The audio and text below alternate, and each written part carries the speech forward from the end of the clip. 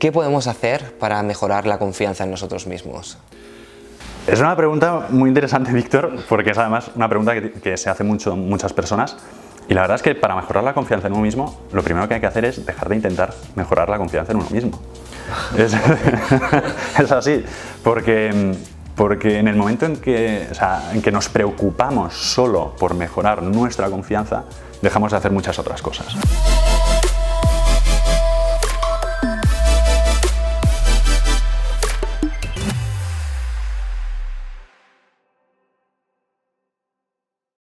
Hola a todos, bienvenidos una semana más a The Success Academy. Hoy tenemos con nosotros a Pau Fourné Navarro. ¿Qué tal, Pau? ¿Qué tal, Víctor? ¿Cómo estás? Muy bien. Explícanos quién es Pau Fourné y cuál es tu background. Pues mira, siempre me cuesta mucho explicar quién soy. Cada vez que lo hago me explico de una forma distinta. Te voy a poner un poco en mi background. Vale. Mi background es muy científico porque yo soy licenciado en biotecnología. Luego pues estudié inteligencia emocional y marketing y básicamente ese es mi background académico. Entonces yo como persona pues creo que soy una persona muy impaciente. Ya lo verás aquí que no paro de moverme, tengo prisa por responder las preguntas. Soy una persona muy impaciente y también muy curiosa. Okay. Y bueno, mi historia es que un poco yo de pequeño pues era un chico muy tímido, de los que siempre buscan la validación, ¿no? Siempre buscan la aprobación de los demás. Y yo creo que precisamente por eso pues me empecé a interesar por la psicología social, es decir, por cómo nos afectan las relaciones con los demás. Creo que también ayudó que mis dos padres son psicólogos y que yo de pequeño pues estaba rodeado de libros de psicología. Que Te pusieron en el camino, ¿no? Me pusieron en el camino, nunca los leía, pero los títulos me llamaban la atención. Y básicamente eso es lo que me ha construido durante todo este tiempo. Además eres blogger, tienes un blog muy popular. ¿Cuánto tiempo llevas con esto? Pues el blog, mira, fíjate que yo creo que el blog lo empecé pues a mediados de 2013, a principios de 2014 le cambié totalmente lo que era el concepto, el diseño, el enfoque, efectivamente. Al principio era más un blog personal.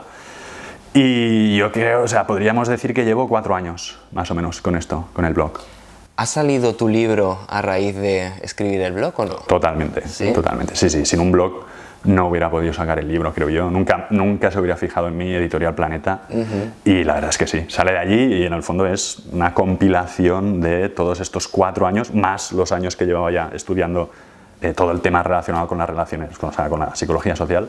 Sale de allí, el libro nace de allí. En tu libro Dirige tu vida, corrígeme si me equivoco. Perfecto. Son 3 bloques principalmente de los que hablas, que son confianza, carisma y conexión. Perfecto. Empezamos con el primero. Muy bien. ¿Qué podemos hacer para mejorar la confianza en nosotros mismos? Es una pregunta muy interesante, Víctor, porque es además una pregunta que se hace muchas personas. Y la verdad es que para mejorar la confianza en uno mismo, lo primero que hay que hacer es dejar de intentar mejorar la confianza en uno mismo. Es así, porque en el momento en que nos preocupamos solo por mejorar nuestra confianza, dejamos de hacer muchas otras cosas, ¿vale?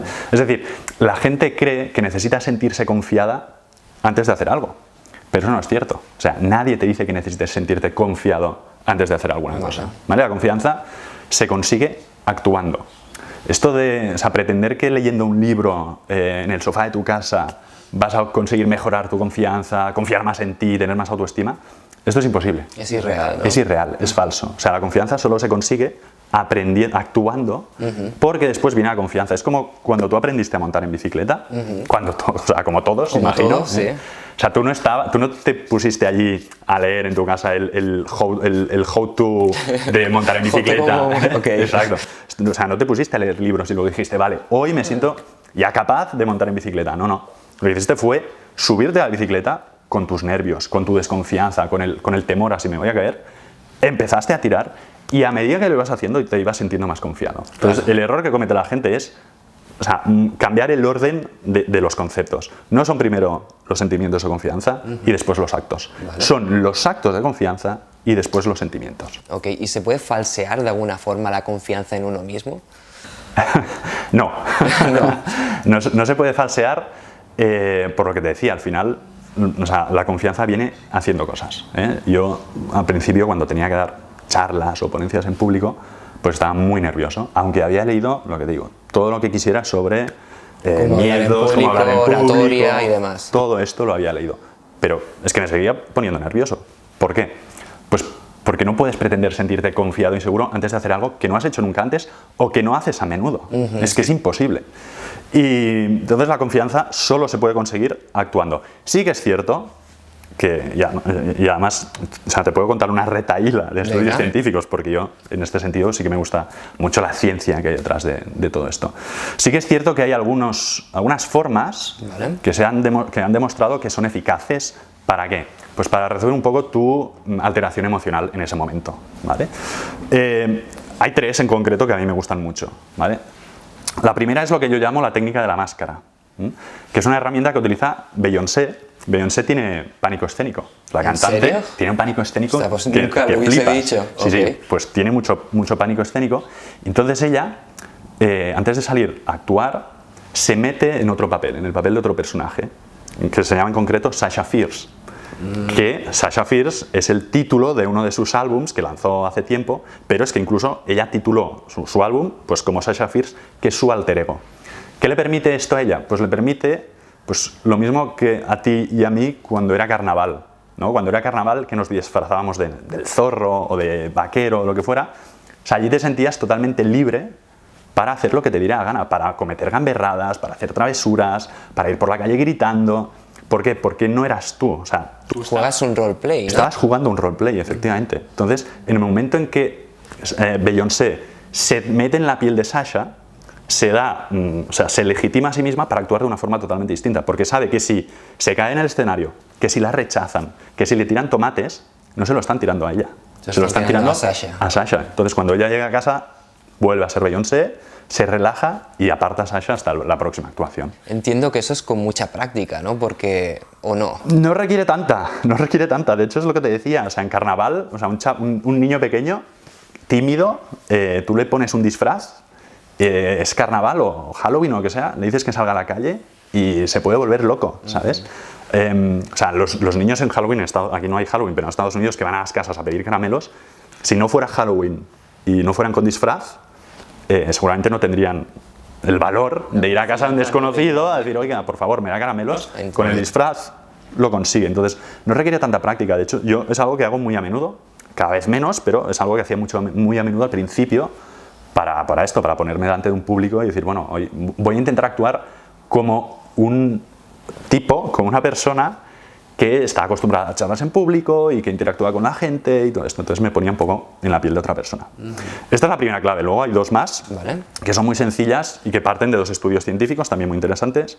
El primero es de la doctora Brooks, una americana, que comprobó que si tú reinterpretas tus nervios de una forma distinta a como lo haces habitualmente, es decir, nuestros nervios, cuando vamos a hacer algo y nos ponemos nerviosos, lo interpretamos como miedo, como, joder, estoy atemorizado, estoy cagado, estoy acojonado. Entonces, si esos nervios los reinterpretas como entusiasmo, porque al final la base física de los nervios es la adrenalina, y la adrenalina te sirve tanto como para pelear, como para huir. O para huir, efectivamente. Entonces, la base física es la misma, el problema está en cómo los interpretamos. Entonces, ella demostró que cogió un grupo de personas, las puso a dar charlas en público, son personas que no habían dado nunca charlas en público, con lo cual se ponían nerviosas, pero a un grupo les dijo, oye, antes de dar la charla, repetiros a vosotros mismos que lo que sentís no son nervios de miedo, sino que son nervios de entusiasmo, de ganas de hacerlo.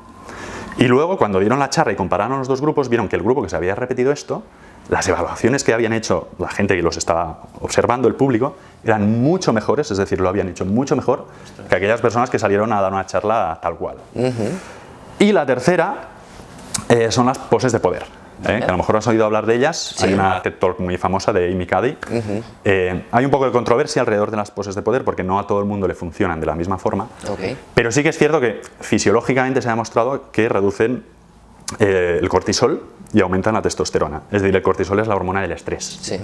Entonces, se ha visto que adoptar una postura de poder que es pues, con la barbilla hacia arriba, ¿no? Pues, hinchando el pecho, intentando ocupar el máximo espacio posible, de esta forma también tu nivel de estrés se reduce. Entonces, una buena manera, antes de hacer algo que nos da miedo, como esto, como puede ser hablar en público, hacer una entrevista de trabajo, pues mantener una pose de poder durante un par de minutos antes sí que puede ayudarte a calmar ese estrés negativo en este caso. Por poner un ejemplo gráfico, creo que las portadas de nuestros libros son poses de poder, ¿no? Efectivamente, es culpa de los fotógrafos, ¿eh? A mí, pon una pose de poder, por favor, es culpa suya, pero sí, son totalmente poses de poder. Entendido. Vamos con el segundo bloque, sí. Que decíamos que es el carisma. ¿Cuál es el mayor mito que hay ahora mismo sobre el carisma bajo tu punto de vista?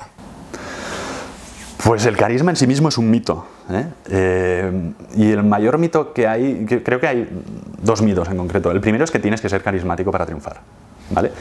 Y esto recomiendo mucho un libro que se llama Quiet, de Susan Cain, creo que es, que habla precisamente de que esto no es así, que hay muchas personas introvertidas, porque acostumbramos a relacionar el carisma con la extroversión, con el don de gentes. Entonces, sabemos, o sea, esta doctora lo que hace es ver, o sea, demostrar cómo hay muchas personas introvertidas que triunfan. O sea, Barack Obama es, por definición, una persona introvertida. ¿Qué ocurre? Que no es necesario ser el rey de la fiesta para triunfar, ¿no? Entonces, y de hecho en las culturas orientales, japonesas, chinas, todo lo que es oriente, es al contrario. O sea, triunfan los que son introvertidos, los que no destacan. En la cultura occidental se premia el ser el primero de la clase, el destacar, el ser el rey del baile. En la cultura oriental, justo lo contrario. El que no destaca, el que trabaja, el más trabajador, el que apoya a sus compañeros en silencio. Entonces, esto de que el carisma es necesario para triunfar es un concepto occidental. Vale.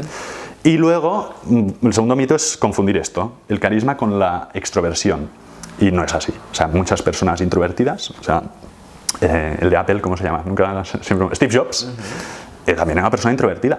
Pero ¿qué ocurría? Que cuando salía en un escenario, pues sabía ganarse a la gente, se crecía, tenía pasión, sobre todo demostraba pasión. Tú puedes ser una persona introvertida, pero subir a un escenario, demostrar pasión por lo que haces y conectar con la gente.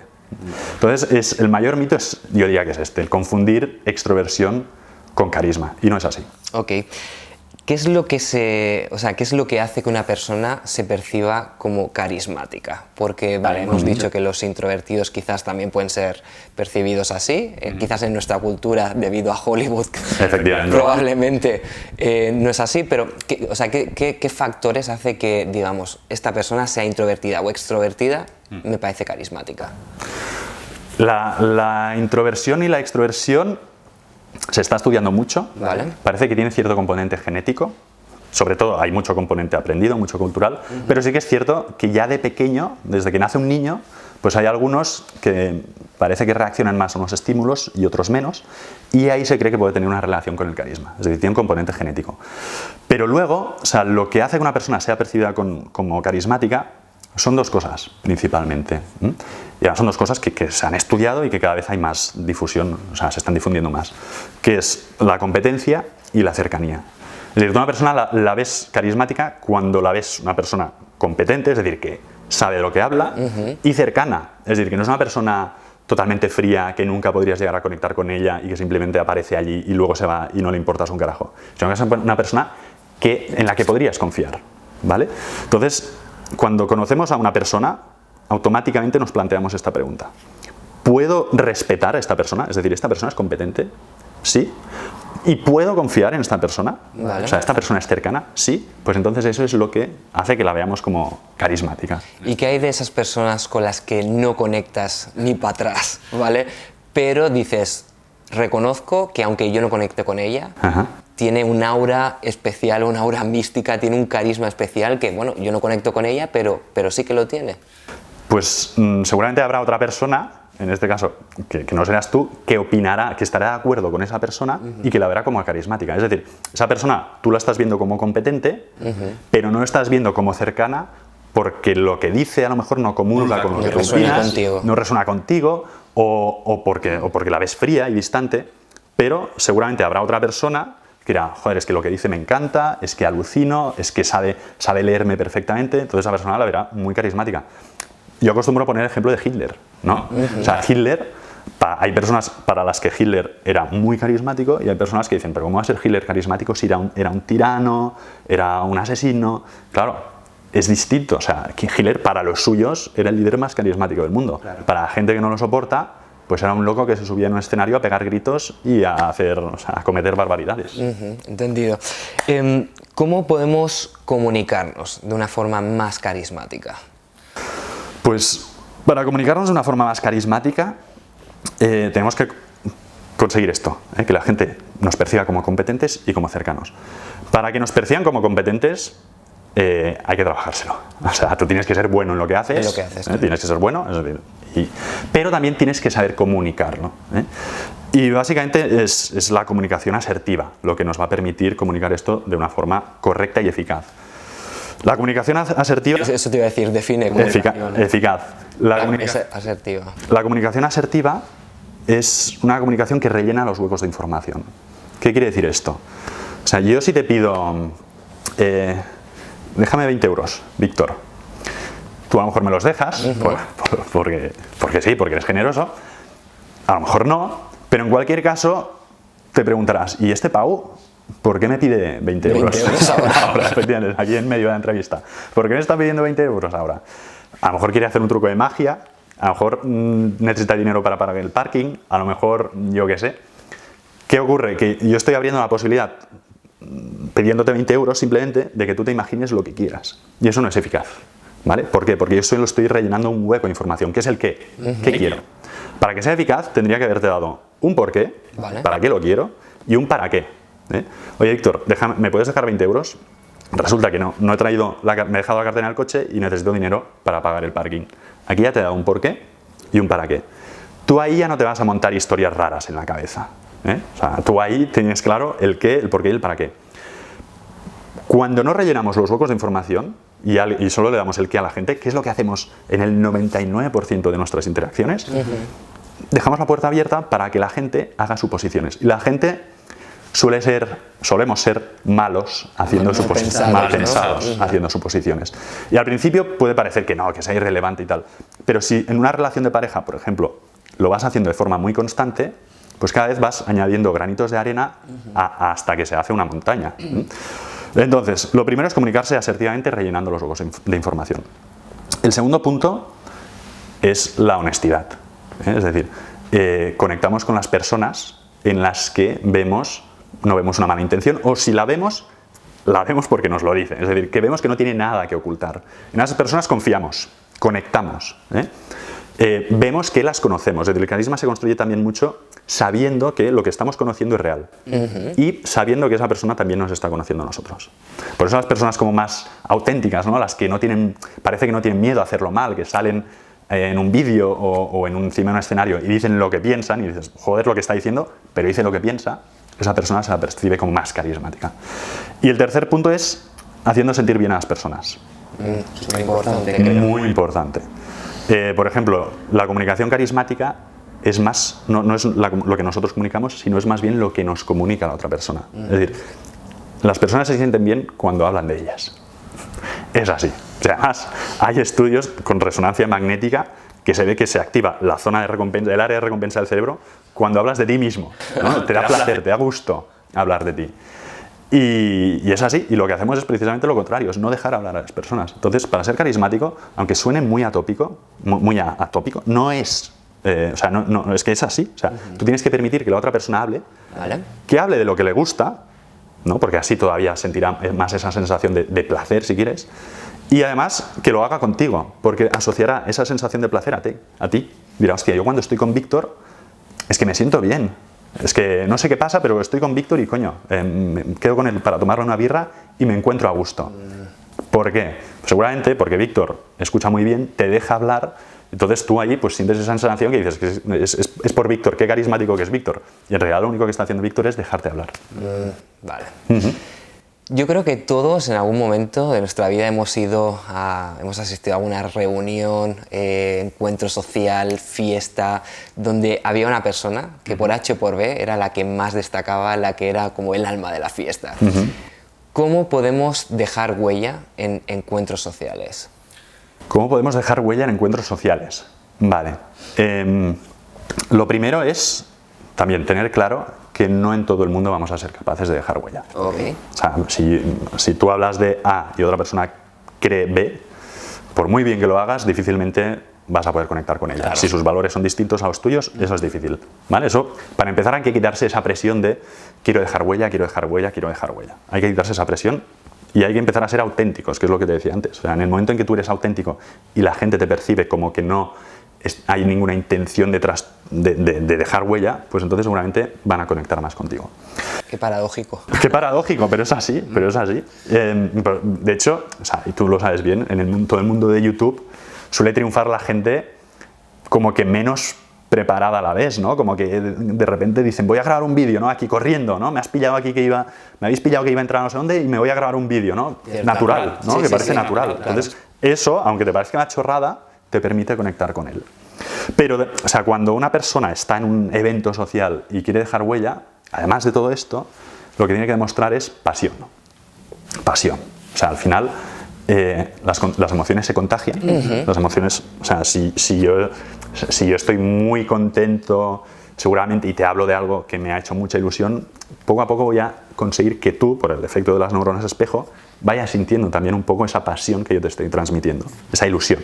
Entonces, si yo hablo de mi pasión, seguramente, yo hablando de esto, seguramente logre transmitirte más que si ahora me haces una entrevista sobre, no sé, álgebra, ¿sabes? Claro, algo que no te apasiona y que te da igual. Efectivamente. Entonces, hay que comunicarse con pasión y básicamente hay que hacerlo con honestidad. Y poco más hay. Luego ahí sí que es cierto que hay muchos otros recursos, como el lenguaje corporal, como la gesticulación y todo eso, pero para mí lo fundamental es que la gente intente comunicarse con pasión, porque todo el resto, el lenguaje corporal, el contagio de las emociones, la honestidad, viene detrás de eso. Okay. Vamos acabando, Pau. El último bloque es la conexión con las personas. ¿Cuáles son las claves para conectar mucho mejor, de una forma genuina, cercana, etcétera, etcétera, con otras personas? Pues creo que también aquí, para conectar con las personas, te daría 3 claves principales. La primera, y es algo que hemos comentado un poco antes, es la similitud. Conectamos y nos gustan más y nos atraen más las personas que percibimos como similares. En las que nos vemos reflejados, quizás. Efectivamente, en las que de alguna forma pues, nos vemos reflejados. Por eso es muy difícil conectar con una persona en la que no tienes nada en común, ¿no? Yo, de hecho, siempre cuento una anécdota divertida, que es una vez yo cuando era chaval, pues estaba en una discoteca y había una chica que me gustaba. Y dije, bueno, voy a intentar ligármela. No había forma. O sea, la chica no me hacía ni caso, ni me miraba. Nada, no había manera, ¿no? No me hacía ni caso, yo como un gusano para ella. Y de repente, no sé por qué, en una conversación descubrimos que habíamos nacido el mismo día, del mismo mes, del mismo año. Y eso para ella fue como mágico, ¿sabes? Saber que habíamos nacido el mismo día, el mismo mes, del mismo año, fue como que se le abrió el cielo. Y a partir de entonces, Víctor, es que no me la pude quitar de encima en toda la noche, te lo digo en serio. Entonces, esa similitud para ella era muy importante, ¿no? Es un ejemplo un poco exagerado, pero real. Pero para conectar con las personas tiene que haber alguna similitud. Luego, para conectar con las personas, el segundo punto es mostrarse vulnerable. Demostrar vulnerabilidad, o sea, al final que la gente vea, o sea, permitir que la gente nos conozca y que esa persona también sepa que estamos conociéndola a ella. Bill Clinton, en el año 92, creo que era, no sé si era mes de mayo o junio, o sea, cuando salían las encuestas estas que hacen de intención de voto, salía solo con el 33% de intención de voto. Al cabo de un mes había subido hasta el 77%. ¿Qué pasó?